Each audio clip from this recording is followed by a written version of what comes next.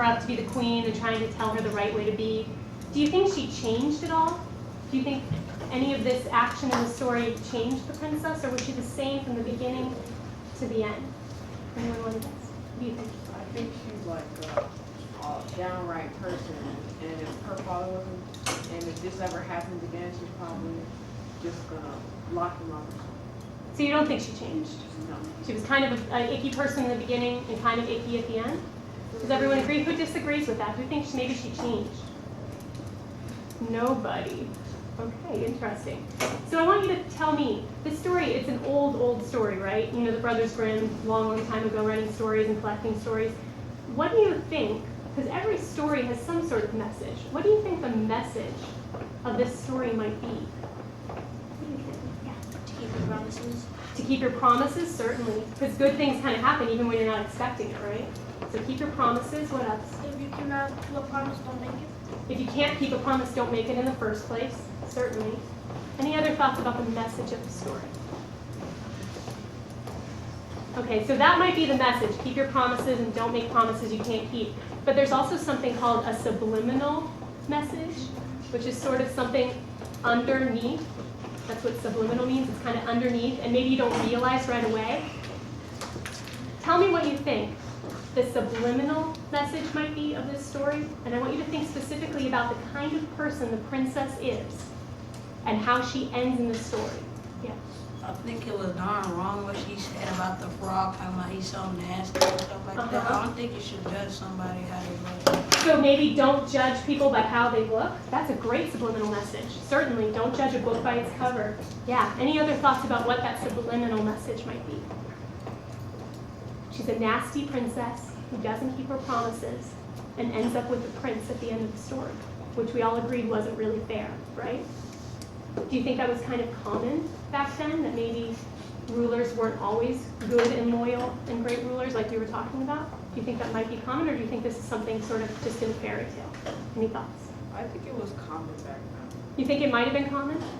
Yeah. Yeah? So, Because people, not like today where we vote in our rulers, back then you became a ruler just by being born one, right? So you didn't have to do anything to earn it or prove anything. You just got to be a ruler. Any other thoughts before we wrap up? Yeah. it wasn't a democracy. It certainly wasn't a democracy, no. It was a monarchy. Okay, well, you guys, you're doing really good. Can everyone stand up for 1 second and just shake your hands for me? Shake them off really hard. Shake them hard. I want to see you shaking like you got water. You want to shake off your hands. All right, jump up and down. Wiggle side to side. Wiggle, wiggle, wiggle, wiggle. And have a seat.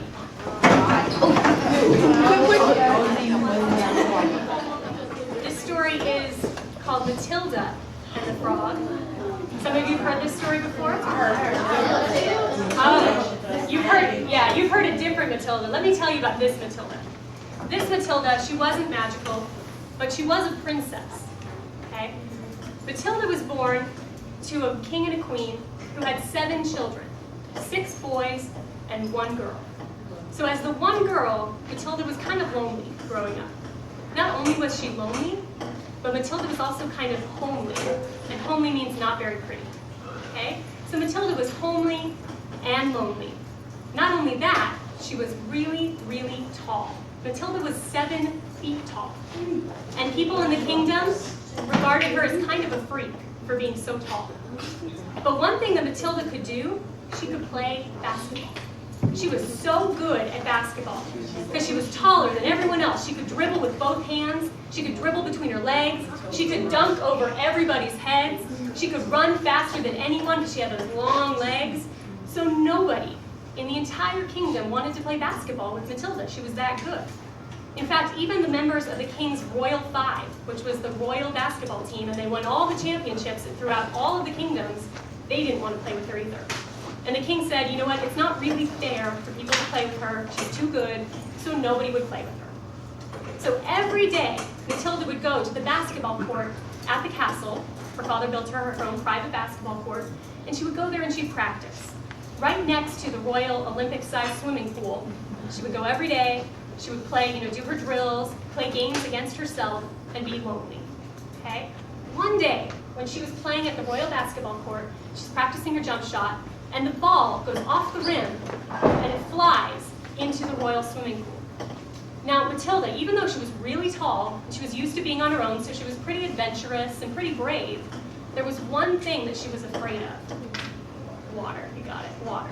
Because when she was little, her parents would bathe her like 4 or 5 times a day because they believed royalty had to be super clean.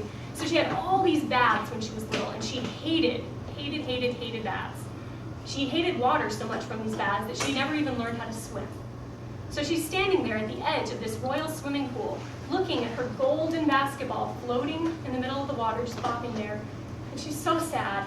She's more lonely than ever. She starts to cry. When out of the water of the swimming pool pops a little green head. It's all bumpy and slimy and throaty. And he says, "Why are you crying, Matilda?" And she's very startled. She's never talked to a frog before. She says, "Well, my basketball is floated into the center of the pool and I can't get it." He's like, "Oh, I can get it for you."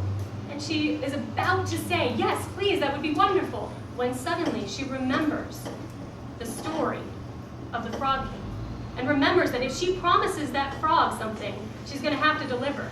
So in exchange for the ball, she's going to have to kiss him or something gross like that. So she says, no, thank you, and she runs away. And the frog's like, "Wait, Matilda, wait, I'll get the ball for you." And she's like, no, I don't want it, I changed my mind. She runs home, runs into the castle, takes a quick shower, she hates baths, takes a quick shower, and goes down to dinner. She sits down to dinner, and the queen says, "My dear, did you take your shower?" And she's like, "Yes, Mom, I took my shower." "Oh, good, we all know how you're so afraid of baths." And everyone laughs. And the king smiles fondly at all of his 6 sons.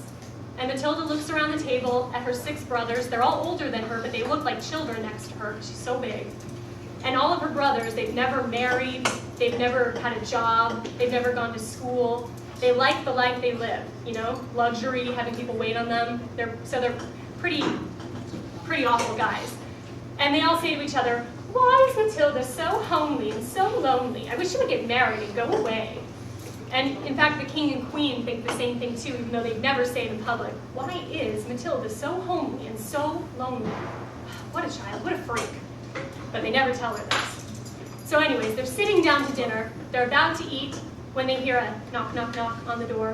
The servant opens the door, and there stands the frog with the golden basketball in its mouth. And it hops inside, spits out the basketball, it rolls down the floor, hits the end of the table, and the king is like, "What is this? What's the meaning of this? Who are you?" And the frog says, "I'm a frog. I'm the frog. I'm the frog that your daughter promised she would kiss me if I got her ball." And Matilda stands up and she's like, "No, I didn't promise that." And the king's like, "Well, dear, if you made a promise, you must keep it." And the queen's like, yes, invite our guest in. You made a promise, you must keep it. And Matilda's like, "I did not make a promise. That's lying, nasty, icky frog." The like, "Ooh, don't say that about your future prince." She's like, no way. So she stands up, walks to the frog, walks past the frog, walks to the door, opens the door, whistles between her, with her fingers, and a carriage comes up to the door and she hops inside. And the brothers are like, "But Matilda, where are you going? You have to kiss the frog." And the queen's like, my dear, where are you going?" And she says, "You can kiss the frog, brothers. You can kiss the frog, Mom or Dad. I'm out of here." And as the carriage speeds away, she leans out the window and smiles, and she doesn't look homely anymore, and she doesn't look lonely anymore. She's magically transformed. The end. Okay? 5 claps and a snap from Marissa. Nice. Awesome. Cool. I've got just a couple key questions before we move on to some other activities. So was Matilda transformed in the end of this story? Yes. Would you raise your hand if you think she was transformed in the end of this story? All right, I got some hands in the air. Good deal. People are like, I know we've been sitting a while. We're going to get up on our feet in just a minute, okay? Why was she transformed in the end? Who's got some thoughts on that? Yes, ma'am. Oh boy. It's the free birds. Go ahead. I'm sorry. Go ahead. Tell them why was she transformed? Why was she transformed in the end? Maybe because she wasn't alone anymore, and like the sadness of her, and now she's happy. Maybe it Okay. Transformation. Okay, awesome, awesome. Who else has some thoughts here? Yes. Since the frog lied, he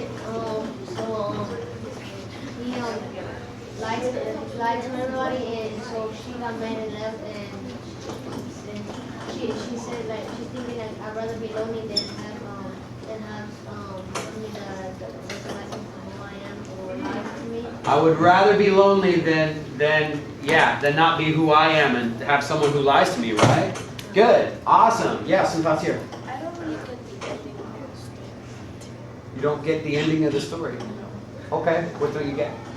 That how did she transform and why she just like left? Okay.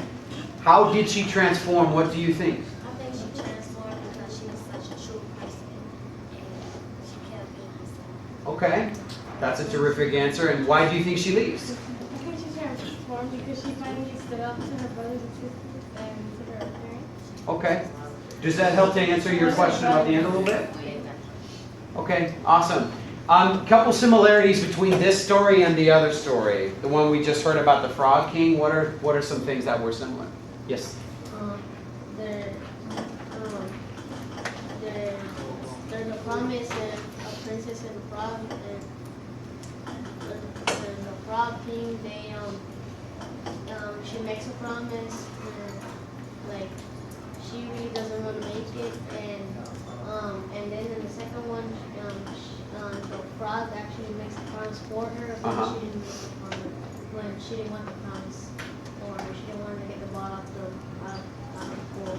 Okay, so you told me some similarities and some differences, which I appreciate, definitely. Anything else we want to ask here, Marissa, or shall we move I along? think we should. I think you guys are doing great, but we should move on. Yeah, these are awesome discussions, but let's get you on your feet.